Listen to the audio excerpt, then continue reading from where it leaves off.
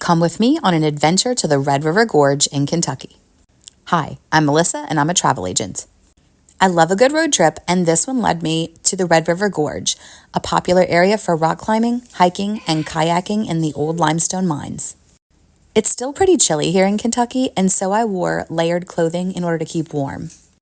Underground, deep in the hills, they stay pretty cold. After making our way around the curvy roads to lead up to the gorge underground, we found our kayaking area. Set in the hills, the gorge underground offers several different types of excursions. We went to go check in and we had to sign a waiver, and after the waiver was completed, we put on our gloves and got ready to go into the mines. First up, safety. We grabbed a helmet and a life jacket for use while we were kayaking in the mines. Our young tour guide was very thorough in his explanation of what we should expect and some safety tips before we enter the mines. We also got these light up headlamps so that we could use while we were paddling in the darkness. The mine opened in the late 1800s, but in the 1980s, miners hit an underground aquifer and the mine began to fill up with water. And they handled it for a little while, but eventually they closed the mine down in the mid-1980s. The mine sat abandoned for several years, but then Sup Kentucky decided to start doing their private tours, and they also stocked the water with rainbow trout. The rainbow trout aren't the only critters that you'll find in this mine. There are also bats that are so small they look kind of like chicken nuggets hanging from the ceiling. At this time of year, most of them are gone, but we did get to glimpse one up at the top of the wall of the mine. A fun fact that we learned is that they add in these fish lights in order to keep the fish seeing.